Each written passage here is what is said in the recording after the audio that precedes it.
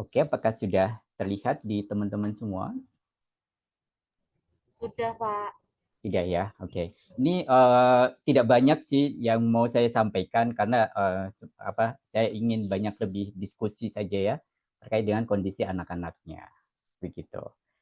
Ya, karena ini tahun ajaran baru, lalu ada tim-tim baru juga, maka saya sangat kepikiran begitu ya untuk supaya teman-teman Fasil ini itu menjadi lebih lebih siap begitu ya ketika menghandle anak-anak yang punya keberagaman tadi gitu. Karena saya tahu sekali bahwa ya semangatnya Bu Dinar ini dalam membentuk satu sistem edukasi di bagi anak-anak ini itu agak berbeda ya dibanding pendidikan pada umumnya begitu.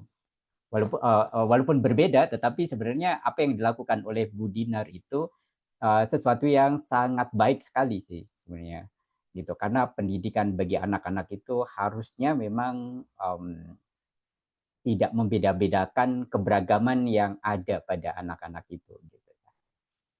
Oke. Oke, ini adalah ya apa yang ingin saya targetkan begitu ya. Jadi teman-teman nanti harapannya akan lebih mengerti tentang hal-hal yang terkait dengan difficult behavior gitu. Dan ini sangat terkait dengan keberagaman tadi gitu ya. Kalau di luaran, kalau di awam begitu seringkali menggunakan istilah anak berkebutuhan khusus begitu ya. Nah, tetapi karena nafasnya kita, jiwanya kita dan semangatnya dari Luku itu adalah inklusi, maka kita harus simpan-simpan dulu nih istilah anak berkebutuhan khusus itu gitu. Kenapa? Supaya tidak menjadi labeling yang melekat di anak itu. Sehingga anak itu dipandang berbeda gitu ya. Anak itu dipandang berbeda dari kebanyakan begitu. Nah, kalau sudut pandang kita itu sudah seperti itu, ya maka apapun yang dia lakukan oleh anak itu nantinya kita akan menotis itu, mencatat itu menjadi sesuatu yang berbeda, yang aneh begitu ya, macam itu. Itu. Nah itu sesuatu yang sangat penting ya harus kita pahami bersama sehingga bukan berarti kita itu alergi atau tidak memperhatikan keberagaman dari anak-anak kita ya, tetapi kita sangat sangat eh, menjaga supaya tidak eh, berpandangan terlalu melabel tadi gitu ya, karena kalau kita sudah labeling itu akan berbeda cara melihatnya gitu ya. Kemudian ya ini sih nanti kita akan coba eksplorasi lagi terkait dengan difficult behavior itu dan lebih spesifik nanti kita akan membahas tentang anak-anak yang sekarang ini bergabung di Luku tersebut. Oke, ya ini sekedar informasi saja ya yang barangkali nanti teman-teman Luku itu akan menghadapi dan menemui keberagaman ini gitu ya. Ini memang base-nya itu berdasarkan pada diagnosis klinis gitu ya. Kalau konteksnya itu klinis, medis begitu, biasanya akan ada penyebutan-penyebutan seperti ini gitu ya, autism, ya, ADHD, ya kemudian Down syndrome, kemudian dari teman-teman pendidikan luar biasa itu juga sering mengkategorikan adanya gangguan sensorik gitu ya, dari teman-teman pekerja sosial begitu atau pemerhati sosial itu juga sering kali menggunakan istilah gangguan sensorik begitu. Ya, kemudian ada speech delay, learning difficulty, dan juga cerebral palsy. Tadi saya perhatikan dari penjelasan yang disampaikan oleh Bu Dinar, teman-teman ternyata berkesempatan berinteraksi dengan salah satu murid yang mengalami cerebral palsy juga. Gitu ya. Oke, nah ini adalah hal-hal yang barangkali teman-teman Luku itu akan seringkali menemui gitu ya. Pak Ada Sahid, maaf Pak Sahid. ya, ya. Pak Sahid. Boleh Ya. aku di add lagi ini Pak, aku pakai laptop, boleh di add Oh, dulu, oke, maaf, admit diri. Oke, ya, ya, baik. maaf ganggu. Ya, oke. Ya, baik, baik. Oke, saya lanjutkan ya. Jadi ini adalah hal-hal yang seringkali akan kita temui gitu ya ketika berhadapan atau berinteraksi dengan anak-anak gitu ya. Eh, ada tantrum ini gitu ya. Tantrum kalau disebutnya sudah tantrum itu sebenarnya adalah level, bisa dibilang level tertinggi dari kondisi emosional dari anak itu gitu ya. Ya kalau kita bilang emosional sebenarnya emosi itu bukan hanya marah saja ya, bukan hanya negatif saja gitu, tetapi kalau konteksnya ada tantrum, maka ini lebih banyak eh, cenderung pada emosi yang sifatnya marah gitu. Gitu. Dan tantrum ini biasanya meledak begitu ya, terletupkan gitu. Dan kalau sudah menjadi tantrum, maka biasanya tidak terkontrol lagi anak itu. Gitu. Kenapa? Karena pada kondisi tantrum ini uh, anak tersebut sudah tidak terkontrol tadi ya yang saya bilang gitu ya. Kemudian kalau kelebihan manusia itu sebenarnya ada fungsi kognitif gitu. Itu yang menjadi salah satu pengontrol dari emosi kita gitu ya. Jadi kalau kita emosi tapi fungsi kognitif, fungsi berpikir kita itu masih bisa bekerja dengan baik, maka kita masih bisa mengontrol emosi yang kita rasakan tersebut supaya tidak meledak-ledak gitu ya. Tetapi pada kondisi yang tantrum seperti ini, anak tersebut eh, fungsi kognitifnya, fungsi berpikirnya itu ter-shutdown gitu. Jadi ibaratnya lampu itu dia tidak hidup, tidak menyala fungsi kognitifnya begitu ya. Sehingga yang mendominasi itu adalah emosinya gitu. Nah, ini sebenarnya bukan hanya terjadi maksud saya adalah bisa saja terjadi pada orang kebanyakan juga. Bahkan pada orang dewasa pun kalau emosinya sudah memuncak begitu ya, sudah puncak-puncaknya emosi nih gitu, sudah puncak-puncaknya marah begitu. Maka dia tidak bisa berpikir dengan jernih lagi gitu. Sehingga diajak ngomong pun, dibilangin pun, biarpun dia salah gitu ya, dibilangin pun dia tidak akan bisa mendengarkan, tidak akan bisa memahami, tidak akan bisa menerima gitu. Semacam itu. Ya, nah itu juga terjadi pada anak-anak yang dewasa aja seperti itu, apalagi pada anak-anak begitu. Nah, oleh karenanya kita sebagai fasilitator atau ya orang-orang yang sedang berkecimpung dalam dunia pendidikan yang menghadapi anak-anak, maka kita harus sangat memahami kondisi ini, gitu ya. Gitu. Nah, kemudian yang kedua itu adalah agresif. Ya, tantrum karena emosi tadi uh, ada dua karakter besar sih sebenarnya dari anak gitu ya. Dia itu cenderung pasif, ada yang cenderung agresif. Gitu. Kalau dia agresif, maka dia akan secara ekspresif itu mengeluarkan apapun yang dia rasakan. Gitu. Ya, agresif bukan hanya fisik gitu ya. Agresif bisa saja verbal. Agresif bisa saja gestural gitu. Misalkan dia cemberut gitu ya, kayak gitu, apa mencucu aja gitu, kayak gitu. Nah, itu termasuk gestural tuh.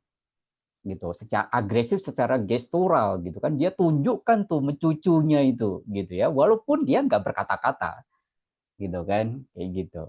Nah, itu termasuk agresif gitu ya. Nah, kalau ini terus dibiarkan terus-terusan ya jadinya nanti kalau nggak semakin naik level emosionalnya akan bisa naik ke tantrum tadi gitu. Ya, kemudian yang ketiga ini itu lebih lebih level yang lebih rendah lagi dari level emosional. Biasanya kan kalau kita sudah nggak cocok gitu ya, atau nggak sreg gitu, semacam kayak gitu ya, ini bisa terjadi pada anak-anak kita itu yang menolak aturan gitu ya, atau menolak instruksi gitu, nggak mau.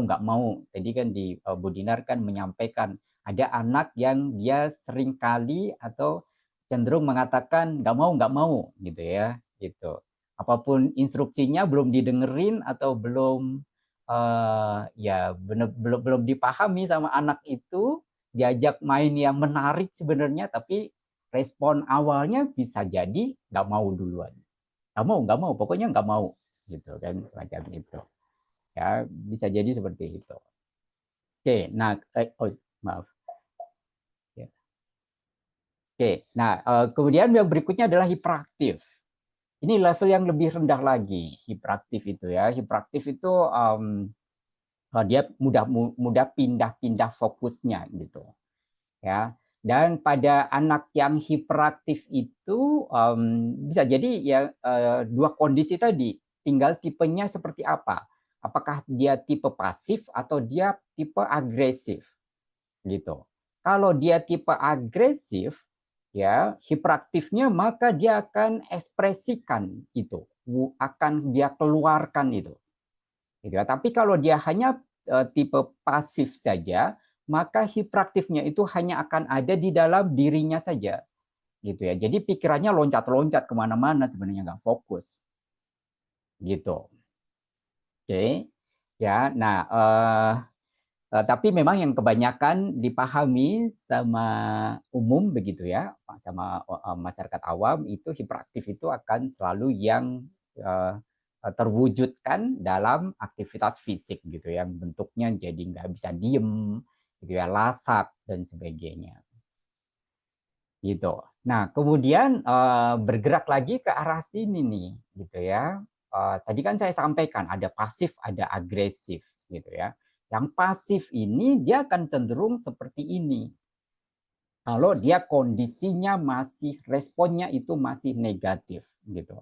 Dia akan cenderung menarik diri atau terlalu pasif, gitu. Diajakin apapun, udah disetting aktivitas yang sangat menarik gitu kira-kira bagi anak begitu, tapi dia itu responnya sangat pasif gitu ya, dan nggak mau partisipasi atau nggak mau berpartisipasi gitu.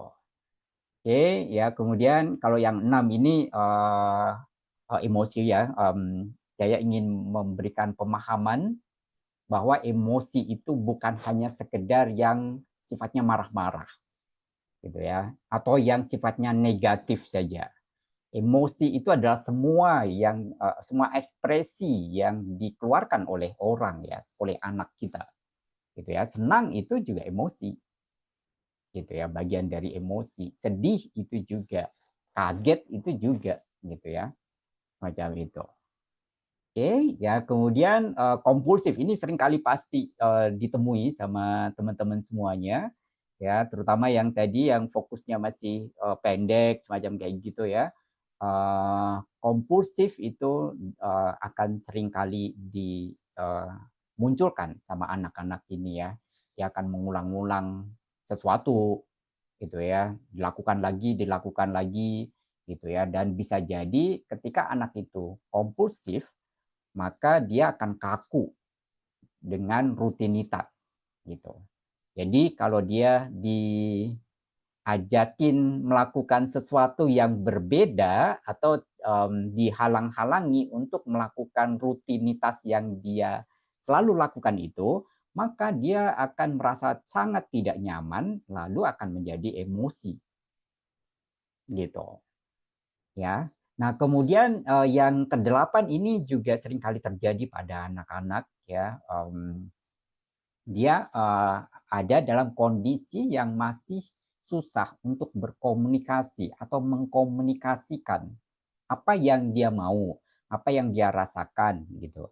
Lalu ya karena kesulitan itu akhirnya menjadi satu situasi yang semakin memperburuk kondisinya begitu ya. karena saya pengen begini, tapi saya kesulitan untuk mengungkapkan itu, sedangkan lingkungan atau guru atau orang tua itu tidak mengerti apa yang dimau oleh anaknya itu, maka akan semakin situasinya akan semakin nggak ketemu gitu ya. Ya, sama sih sebenarnya di kondisi orang dewasa juga seperti itu juga. Kalau kita mau sesuatu, lalu orang itu nggak tanggap gitu ya, nggak mengerti, pasti kan kita gregetan juga gitu. Pasti kita juga akan kesel, kita akan marah gitu ya, semacam itu. Oke. Nah, ini untuk mempersingkat, ini saya langsung tembak ke sini. Jadi apa yang harus dilakukan ya kalau menemui hal-hal yang tadi begitu? Yang pertama yang harus kita pahami bersama, terutama sebagai fasilitator gitu ya, sebagai guru bagi anak-anak ini, maka jangan labeling gitu. Sehingga kalau misalkan nih saya atau Bu Dinar itu ya sangat berhati-hati menggunakan istilah anak berkebutuhan khusus, maka eh, ya, karena kita tidak mau labeling ini. Sehingga berpandangannya, oh ya anak seperti itu sih ya pantas aja, gitu kan, kayak gitu. Sehingga nanti kalau anak-anak itu yang punya keberagaman tadi, mengeluarkan bentuk-bentuk emosi yang negatif gitu, marah misalkan, eh, ya teriak, nangis, dan sebagainya, lalu kita akan berpikiran, ya karena dia memang anak berkebutuhan khusus gitu. Ya padahal kan itu terjadi juga pada anak-anak yang biasanya gitu ya. Anak yang lain juga seperti itu. Kan kita boleh-boleh saja marah.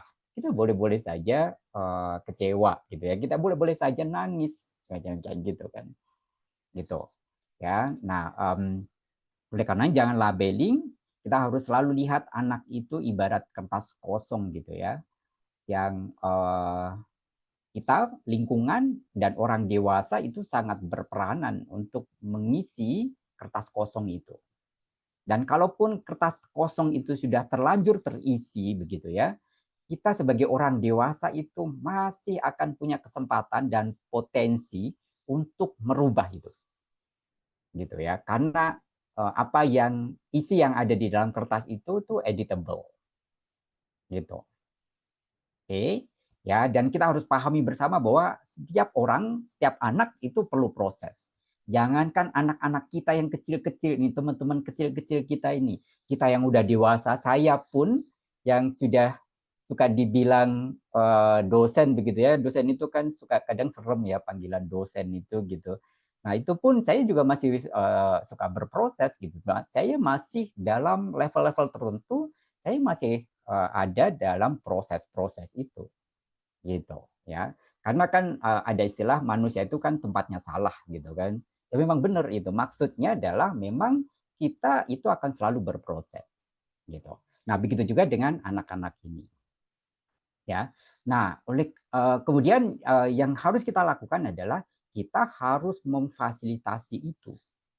Memfasilitasi apa? Proses-proses yang seharusnya dilewati atau dialami gitu ya oleh anak-anak ini gitu. Walaupun itu pasti tidak mudah ya, apalagi anak-anak yang punya keberagaman tadi gitu. Nah tapi jangan asalkan kita itu sudah nggak blocking terlebih dahulu begitu ya, nggak berpandangan yang negatif dan blocking gitu dan judging gitu ke anak itu, maka mereka pasti akan bisa berubah, teman-teman semua ya gitu.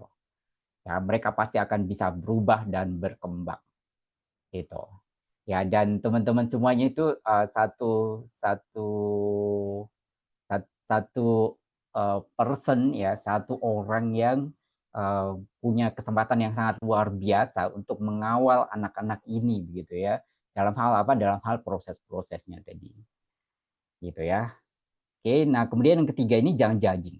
Judging itu kalau kita sudah negative thinking ke orang begitu, ya apapun yang dilakukan sama orang itu, apapun yang dilakukan sama anak itu pastinya akan buruk aja gitu ya, kayak gitu. Ya, tetapi kalau kita bisa mengesampingkan judging ini, maka apapun yang dilakukan sama anak itu kita akan lihat itu sebagai sebuah proses, begitu. Oke, dan anak itu kan harus kita pahami bahwa dia masih trial and error gitu ya, kemudian tahap belajar, dan yang harus kita pahami bersama sebenarnya prinsipnya tidak ada karakter yang permanen sifatnya itu. Ya, teman-teman semuanya. Bahkan kita yang udah dewasa pun memang kita nggak bisa berubah. Pasti bisa berubah gitu ya.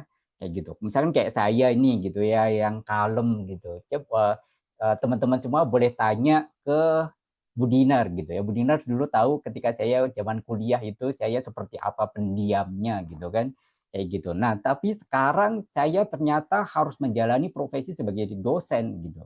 Ya nggak boleh pendiam lagi, ya kan, gimana mau ngejelaskan kalau saya pendiam gitu kan, kayak gitu ya. Nah, kemudian saya sebagai OT juga harus berinteraksi sama orang tua, harus menjelaskan dan sebagainya.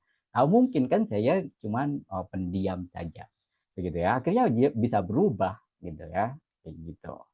Oke. Nah, kemudian saya ingin mengingatkan ini teman-teman. Ini prinsip yang saya rasa sangat sederhana, tetapi akan sangat membantu kalau diterapkan. Jadi ada 3 prinsip ini ya, before, during, dan after. Before ini saya simbolkan sebagai kuning. Kenapa? Karena kita harus ngeh dengan apa-apa saja, gelagat-gelagat apa saja, tanda-tanda apa saja yang akan muncul dari perilaku yang akan dimunculkan sama anak itu. Ya, jadi during ini adalah perilaku yang akhirnya muncul. Saya simbolkan merah ya supaya itu menjadi warning banget gitu. Ya, kalau ibaratnya lampu merah itu kan kita harus berhenti ya kan, kayak gitu. Dan ada backgroundnya gelap gitu ya. Jadi bukan hanya Indonesia gelap saja gitu ya, tapi anak-anak kita juga ada yang bisa di posisi gelap ini gitu ya. Kita pun sebagai orang dewasa kadang-kadang kita bisa gelap juga. Makanya kan ada istilah gelap mata gitu kan, kayak gitu ya. Nah, itu. Nah, kemudian afternya ini saya simbolkan hijau. Ini bagian yang sangat penting, teman-teman semua. Ya, kalau kita bisa memanage itu, kalau kita bisa memberikan sentuhan pada afternya itu, maka proses yang tadi harusnya bekerja atau yang terjadi pada anak itu, maka akan menjadi sesuatu yang sangat berguna, akan menjadi satu proses pembelajaran yang sangat baik bagi anak-anak itu. Gitu. Walaupun pada saat duringnya ini dia mengeluarkan perilaku yang sangat negatif, misalkan dia memukul temannya misalkan kayak gitu ya, atau ngeludahin temennya misalkan kayak gitu, itu kan negatif gitu ya.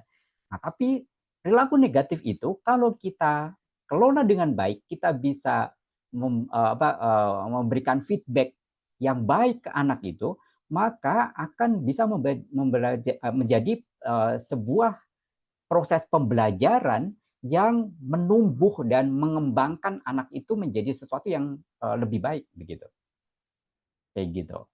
Dan hal ini um,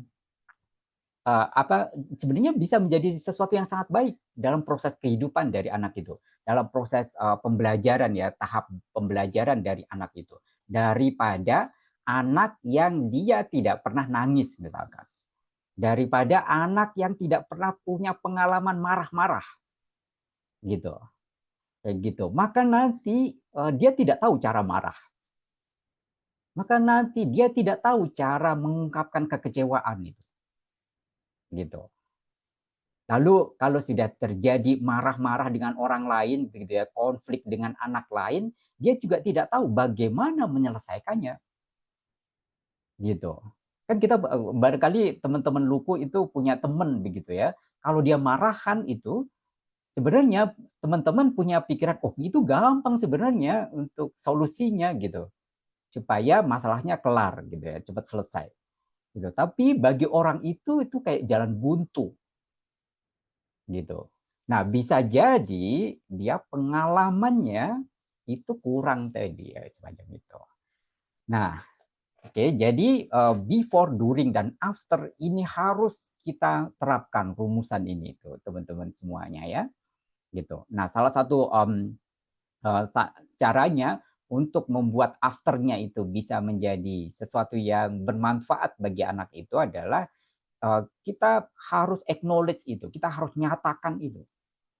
Ya, kamu tadi meludahi gitu. Nah, masih ingat nggak tadi kamu meludah-meludah? Masih ingat nggak kamu tadi marah-marah gitu ya, kayak gitu.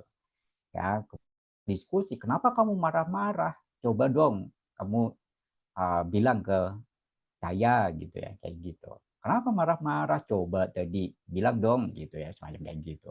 Lalu terus diajak self reflection gitu. Tapi kapan ini dilakukan afternya itu? Afternya jangan dilakukan ketika dia itu ada di ada di masa gelap ini, teman-teman semuanya. Kenapa? Karena fungsi kognitifnya dia itu tidak terlalu bekerja. Gitu. Jadi after itu harus dilakukan ketika dia sudah benar-benar adem. Makanya kan ini dotnya itu saya pisah gitu ya. Gitu. Jadi harus sudah adem syaratnya. Kalau dia belum adem, ya fungsi kognitifnya dia tidak bekerja. Nanti yang bekerja adalah otak primitifnya dia. Gitu. Otak primitif itu sifatnya hanyalah responsif aja, hanyalah reaktif saja. Dia nggak terlalu banyak berpikir dengan menggunakan fungsi-fungsi kognitif. Gitu. Oke, nah kemudian ada ini juga teman-teman semuanya ya. Bolehkah kita bersikap tegas ke anak itu? Sebenarnya sangat boleh, gitu ya. Kan kita semuanya di sini saya lihat kan pakai jilbab semua gitu ya. Kita kan Muslim berarti ya, gitu. Ini kenapa saya bilang boleh bersikap tegas ke anak-anak atau ke teman-teman kecil kita, gitu ya. Saya ambil satu rumusan dari ini. Allah aja yang maha pengasih dan maha penyayang begitu ya. Itu kan masih menerapkan sesuatu yang sifatnya tegas. Ya, aturan-aturan yang sifatnya tegas. Gitu. Sampai mohon maaf ya, Nabi Adam dan ya itu akhirnya kan diturunkan ke bumi begitu ya, karena melanggar aturan larangan yang sudah diterapkan oleh Allah itu, gitu ya. Bukan berarti itu buah itu kalau dalam sudut pandang logika begitu ya. Bukan berarti buah itu ada sesuatunya gitu ya, kayak gitu. Itu hanya untuk menguji kepatuhan dari ya manusia pada saat itu, gitu. Ya karena ketika akhirnya dimakan juga tergoda oleh bisikan setan begitu kan, juga tidak sakit dan tidak mati gitu ya, kayak gitu. Gitu. Tapi yang dilanggar akhirnya itu mendapatkan satu konsekuensi harus turun ke bumi itu adalah larangan yang diwanti-wantikan tadi. Hanya satu saja yang diwanti-wantikan. Kenapa kok kamu nggak bisa menjaga itu? Gitu, ibaratnya kayak gitu. Gitu ya. Nah, balik lagi ke sini. Bolehkah kita bersikap tegas ke anak itu? Boleh gitu ya. Tetapi kapan kita harus lakukan itu? Harus dilakukan dengan terencana gitu ya. Artinya kita tidak boleh gelap mata. Ya, kita nggak boleh gelap pikiran. Gara-gara saya benci sama Bu Dinar, apapun yang dilakukan Bu Dinar, pokoknya nggak ini apa nggak baik gitu. Pokoknya salah gitu ya. Nah, kalau seperti itu nggak boleh. Seperti itu apa itu udah negatif banget gitu ya. Kita pun kan kalau sebagai dosen gitu kadang-kadang ada mahasiswa-mahasiswa yang suka menguji gitu ya emosi kita gitu kan. Dosen itu nggak boleh negatif thinking gitu kan, nggak boleh negativity juga kan gitu ya. Akhirnya anak itu apapun yang dilakukan tetap salah gitu, nggak boleh seperti itu juga. Nah teman-teman fasil juga boleh nggak boleh seperti itu gitu ya. Walaupun menghadapi anak-anak yang punya keberagaman yang sangat luar biasa begitu. Oke, tapi harus kembalikan lagi bahwa anak-anak ini sedang berproses gitu ya. Dan semuanya itu sedang berproses. Ya, akan ada kesempatan untuk dia menjadi lebih baik gitu. Oleh karenanya gunakan rumus BDA tadi, before, during dan after. Gitu ya. Lalu terukur, harus tahu porsinya. Ya, kalau kita mau bersikap tegas, ya tegasnya jangan membabi buta. Gitu. Kenapa dibilang istilahnya membabi buta? Babi itu kan kalau dia jeruduk udah nggak mikir gitu ya. Ada tembok pun akhirnya dia tabrak gitu kan, dia sakit sendiri. Gitu ya kan, kayak gitu. Nah, artinya tindakannya kalau kita udah membabi buta, tindakannya sudah pasti tidak akan memberikan sesuatu yang sifatnya positif.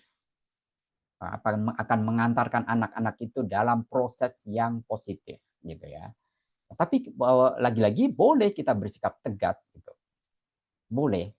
Kalau kita tujuannya memang ingin membelajarkan anak itu supaya dia bisa tahu sebab dan akibat misalkan gitu ya. Kemudian dia bisa mendapatkan mengambil pelajaran begitu. Kalau saya itu meludahi teman itu apa yang akan terjadi gitu kan, semacam itu. Supaya dia bisa ngeh seperti itu. Oke. Nah, kemudian yang ketiga itu adalah terkontrol. Jadi 3T, teman-teman ya. Terkontrol. Kita harus punya kontrol diri. Gitu ya. Saya dan Bu Dinar itu sudah lama jadi terapis begitu ya. Dulu di awal-awal juga kita menyadari sih kalau sekarang itu yakin bahwa kita sudah lebih baik lah gitu ya dalam hal mengontrol diri kita. Ketika kita berinteraksi dengan anak-anak itu gitu ya. Tapi kalau zaman dulu pada awal-awal kita juga kalau kita flashback gitu pasti juga akhirnya kita ketawa gitu ya. Kenapa dulu kita begitu ya? Gitu, semacam itu. Ya, karena lagi-lagi semua orang pasti berproses.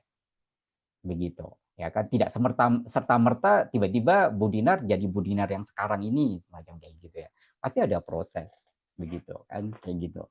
Nah, tiga-tiganya ini harus satu paket, teman-teman ya. Jadi boleh bersikap tegas lagi-lagi saya sampaikan kalau memang itu diperlukan, ya teman-teman harus bersikap tegas. Kalau kalau itu diperlukan dan teman-teman itu tidak bersikap tegas, begitu ya, maka yang terjadi adalah sebaliknya. Anak itu akan mendapatkan proses yang tidak baik. Begitu. Contoh yang saya spill di teman-teman adalah begini, kalau kita dulu ketika menjadi terapis begitu ya, itu salah satu barrier gitu ya, salah satu kendala yang kita jadi momok bagi terapis itu adalah kalau nanti kita bersikap tegas ke ke anak-anak itu, jangan-jangan nih orang tuanya nggak terima gitu ya. Akhirnya kita disemprot sama orang tuanya gitu kan kayak gitu. Nah, kalau terapis itu pada saat itu ketakutan dengan momok itu, maka anak itu tidak akan mendapatkan proses yang seharusnya. Gitu. Sehingga anak itu ya perilakunya tidak bisa terbaiki.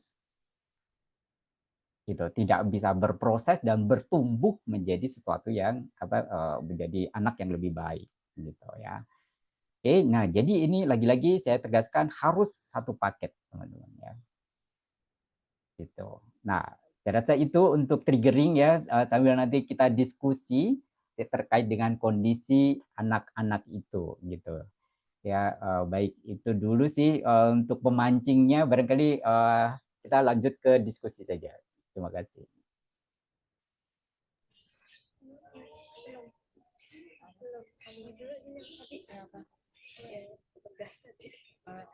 Iya Pak, mau tanya. Ini kebetulan pengalamannya itu tadi pagi, tadi banget. Terkait Ya, boleh. mungkin disebut namanya aja ya Pak, Habib. Binar itu kalau diagnosis menurut informasi orang tuanya ADHD, tapi informasi Binar kayaknya cenderung autis.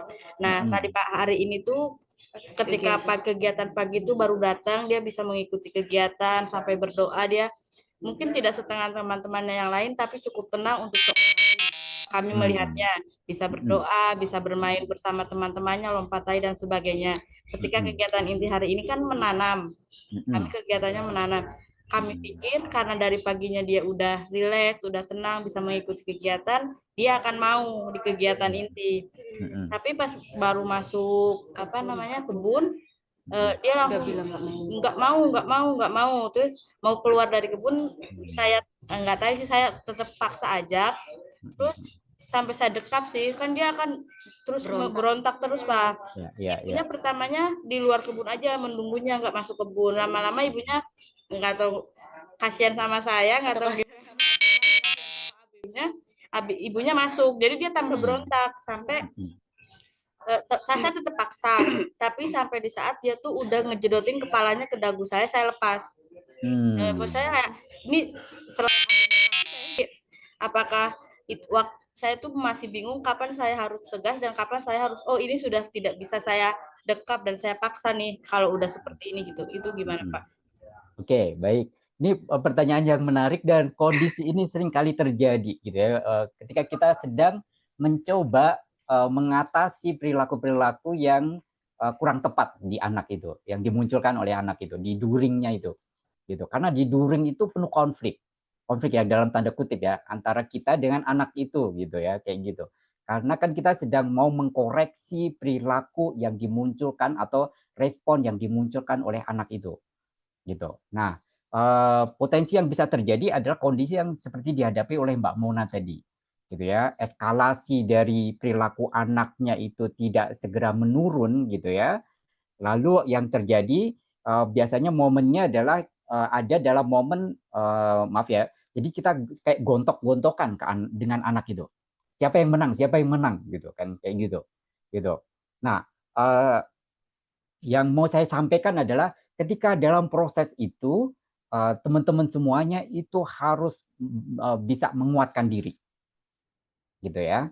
Tadi kan saya sampaikan harus terencana, terukur dan terkontrol, ya kan? Gitu. Kita harus tahu batasannya kita sendiri.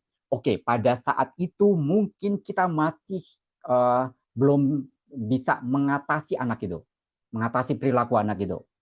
Gitu. Kita harus tahu batasannya supaya konflik yang terjadi menang-menangan itu tadi itu tidak semakin eskalasinya semakin membesar gitu, lalu suasananya, situasinya menjadi semakin menakutkan gitu, mengerikan gitu ya, kayak gitu. Karena semakin nggak mau kalah-kalahan kayak gitu kan, kayak gitu.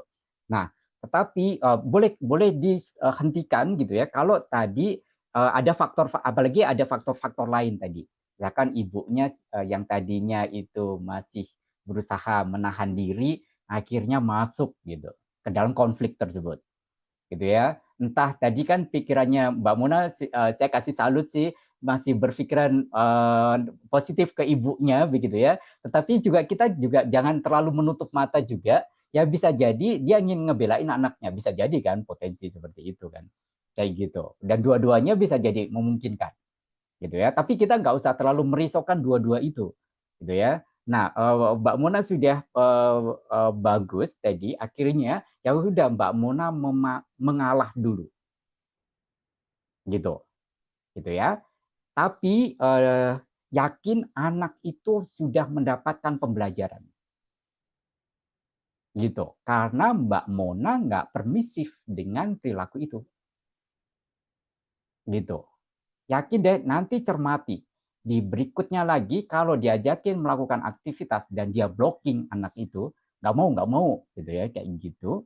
Dia akan mencoba-coba blocking tadi, nggak mau, kayak gitu tadi. Dia intensitasnya dia sudah akan mikir-mikir. Karena kemarin saya nggak mau, Bu Mona itu kayak gini, gitu. Gitu. Karena manusia itu pembelajar gitu ya. Janganpun manusia, maaf ya, hewan pun itu pembelajar gitu ya, kayak gitu. Hewan yang nggak punya otak pun dia kan pembelajar, akan belajar dari situasi yang dia lakukan, dialami. Nah, anak ini juga seperti itu, gitu ya, gitu. Nah, tapi kita harus sabar supaya tadi menang-menangannya itu kita tetap ya terus berusaha seperti itu begitu ya. Jangan capek-capek, jangan lelah-lelah untuk terus konsisten dengan itu gitu ya. Tapi kita kadang-kadang memang harus mengalah terlebih dahulu, lalu biarkan dia kayak menang anaknya itu gitu ya. Gitu. Tapi sebenarnya yakin deh dia anak itu juga mendapatkan, dia akan mengambil pelajaran dari itu. Gitu. Dan kalau itu terus kita lakukan gitu ya, kadang-kadang kita mengalah, lalu kita maju lagi, mengalah lagi, maju lagi, semacam kayak gitu. Anak itu nanti behavior-nya akan tersetting nanti. Gitu. Tapi tekniknya harus seperti itu. Jangan kita egois juga, akhirnya kita muncul, ego kita yang muncul, pokoknya saya harus menang. Gitu ya. Gitu. Karena setiap orang itu akan punya dan perlu proses yang berbeda-beda. Gitu. Karena kan tadi ada karakter bawaan tadi ya, kayak gitu. Dan masing-masing kita kan punya karakter bawaan gitu. Jadi pasti berbeda-beda. Gitu sih, Mbak Muna. Jadi sudah benar tadi yang dilakukan, tapi berikutnya jangan udah si Abim ini dia susah di-handle gitu. Habis itu saya nggak mau handle Abim lagi deh. Atau biarin aja dia nanti kalau kayak gitu daripada bikin repot saya, udah biarin aja gitu. Kasih aja deh kayak gitu. Nggak, jangan seperti itu. Terima kasih Pak untuk sarannya. Iya. Aku bingung ya. Saya boleh nanya tentang Abim ini nggak, Mbak Muna? Boleh. Dia level verbalnya seperti apa tuh? Kalau tadi sih pengalaman kan mau makan itu, mau dibukain donat itu kan, tapi dia cuma nunjuk kayak gitu, nunjuk doang. Terus saya bilang tolong gitu, terus tapi dia langsung bilang Pak tolong buka gitu sambil ngasih ke saya. Udah itu sih Pak. Oke, jadi bisa dibilang verbalnya masih minimal begitu ya. Dia bisa menyatakan tapi dengan kalimat yang masih minimal begitu ya. Sederhana gitu ya. Tapi kalau dia bahasa reseptifnya dia bagaimana? Reseptif itu Pemahaman. Jadi itu paham Pak. Paham ya. Oke. Nah, kalau paham itu ketika udah berkonflik seperti itu tadi, sebelum dia pulang atau ketika sudah adem gitu, maka harus afternya dijalankan, Mbak Muna. Gitu, walaupun sebentar aja gitu ya. Jadi kan kayak gitu tuh, kayak gitu nih, itu ini gimana sakit nih, harus tadi apa enggak gitu. Nah, itu harus dinyatakan gitu. Kita Ya, Abim tahu bahwa saat itu bagian kok dia itu kan menjadi belajar bersama kemudian kalau dia memang anaknya modal verbalnya masih minimal, maka nggak apa-apa ketika proses akhirnya kita alam terbuka jadi guru kita membentuk jiwa penuh makna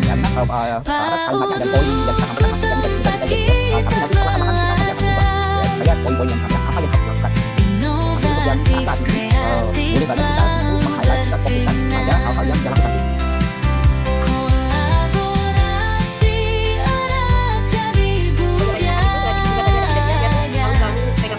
membangun karakter penuh cahaya. Oke, baik. Saya rasa itu saja ya untuk hari ini ya. Mungkin kita bisa akhiri pertemuannya. Ya, bukan Bu Dinar lagi di ruang sidang, jadi saya tutup aja ya. Terima kasih Bu Dinar ya. Saya tutup aja untuk hari ini. Terima kasih semuanya. Terima kasih Pak. Oke, bye.